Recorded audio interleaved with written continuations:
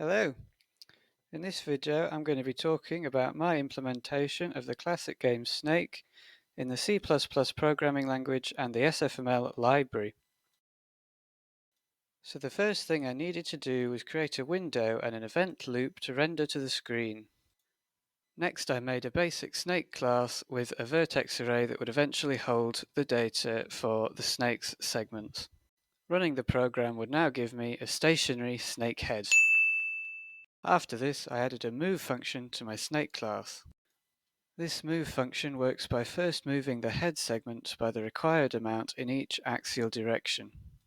Then, going from the head of the snake to the tail, it calculates the central coordinates of the previous segment, the current segment, uses Pythagoras to find the distance to move, and then adjusts the position of the current snake segment accordingly.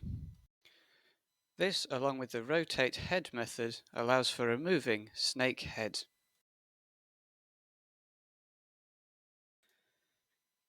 This rotate head method uses lots of maths to point the snake's head in the direction of travel and is called when the snake is instantiated and when its velocity changes.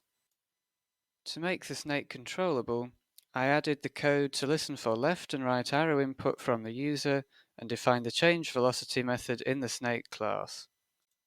This method uses trigonometry to change the direction of the snake without changing its speed, and then calls the rotate head method to make sure that its head is still pointing in the direction it is traveling in.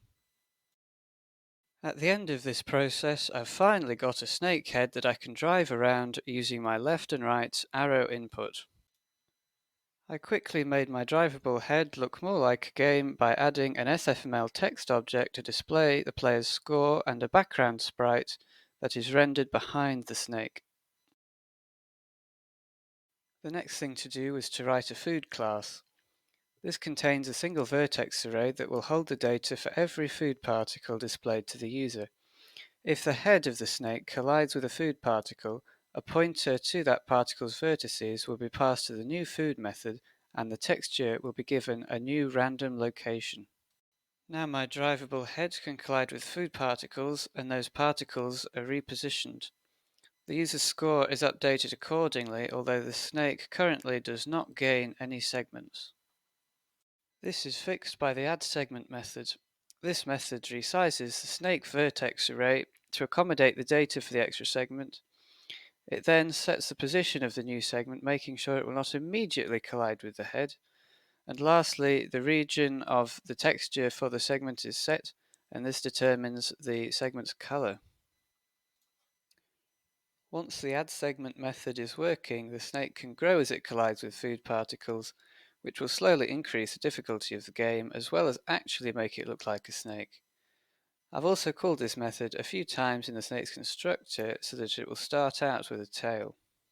Once all that was done, the final method to implement was the collision detection system for the snake's head. As can be seen, a collision will be registered if the distance between the centers of the head and any body segment become too small, or if the head collides with one of the four bounding edges. Now the game is finished and playable. With the addition of a few lines of code and an end screen, the game can be restarted and played repeatedly, and the project is completed. Thank you very much for watching if you've made it this far. If you'd like to take a closer look at the code used in this project, it will be available on my GitHub, linked in the description.